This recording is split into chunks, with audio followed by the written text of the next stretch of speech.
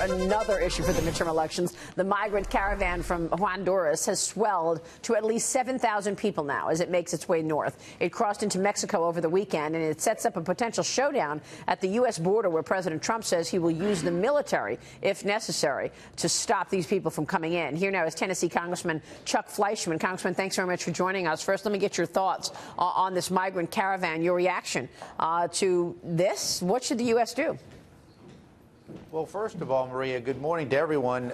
This is indicative of the fact that the situation at the border is and has been chaotic. We've been saying this for years. It's critical that the United States secure its border, build the wall, get other technology to make sure that our borders are safe and secure.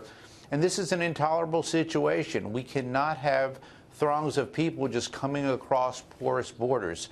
It's a crisis. It needs to be dealt with now, and it needs to be dealt with in the future. That's why we've got to secure our border. That's why we've got to build the wall and make sure that our southern border is safe. So your colleague, House Majority Leader Kevin McCarthy, is introducing a bill that would fully fund the president's border wall. You were an original co-sponsor of the bill. Is it going to pass the House?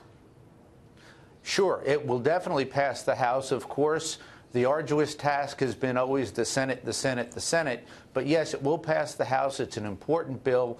It gives what we wanted, what the president wanted, to fully fund the border wall, but also to make sure that we have other technology, because it's very important to realize that the wall can be built in certain areas, but there are other areas where the wall can't be built. We have to use other advanced technologies to make sure that we keep the illegal immigration from coming across. Well, how much? Because Kevin McCarthy says that this bill funds $23 billion, which is what's needed for the border wall, because $1.5 billion has already been accounted for. But this weekend, when I spoke with Senator Lindsey Graham and I asked him, will it pass the Senate? He goes, the Senate has $5 billion toward the border wall. You know, he just ignored the $23 billion that Kevin McCarthy's talking about. So where's the disconnect?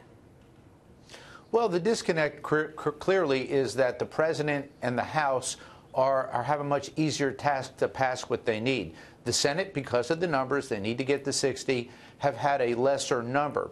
I will say this. If we get the McCarthy bill passed, and I think we will in the House, it'll give the Senate, particularly this year, an opportunity to sit down and get that done and build the wall in a much more robust way. Let's face it, we did start with $5 billion. That's a start.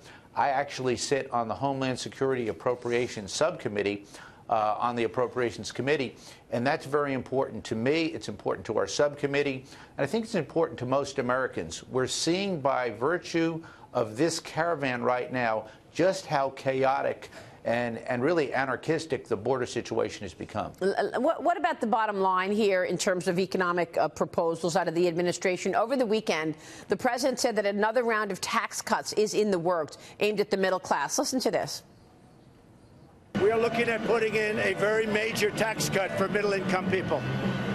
And if we do that, it'll be sometime just prior, I would say, to November. What's the status of this legislation? I mean, the House is out on recess until the midterms.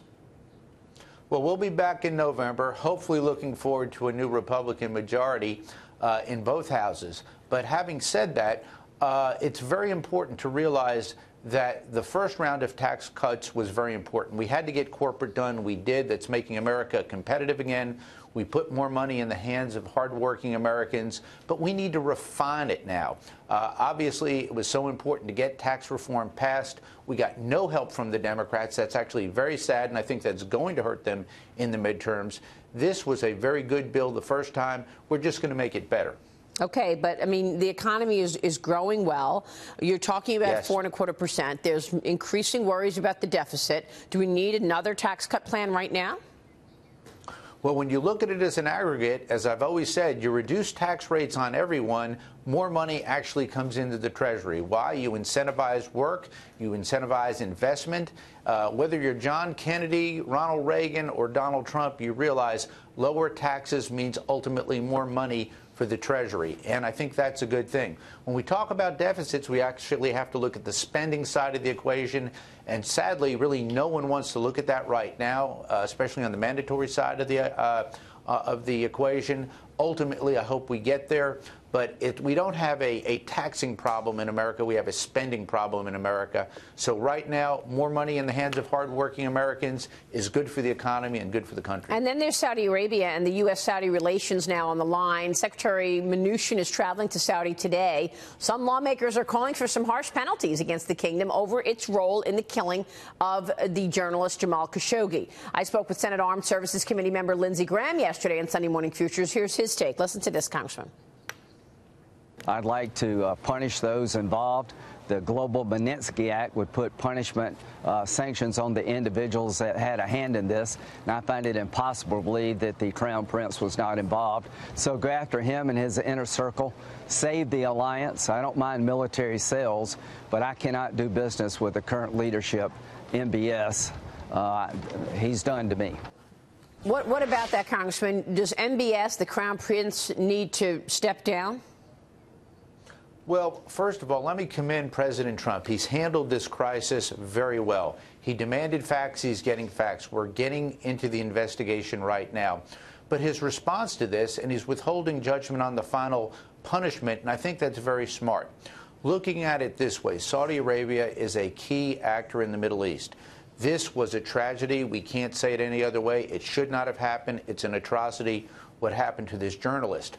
However, we have to make sure that the punishment or the sanction fits what they did and punishes the people who are accountable or who actually did this.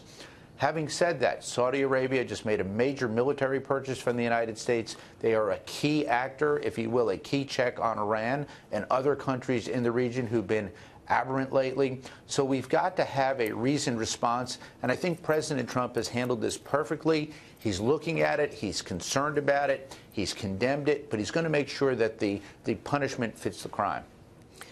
What are you expecting in the midterms, Congressman, in terms of how this plays out? 15 days away.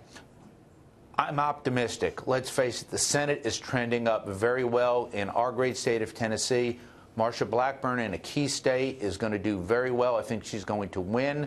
Looking across the map, the Senate's in very good shape. A month ago, I was extremely concerned about the House. Those competitive House seats, though, have moved much tighter. It's gone very well. I think we're going to hold the House. It's razor thin.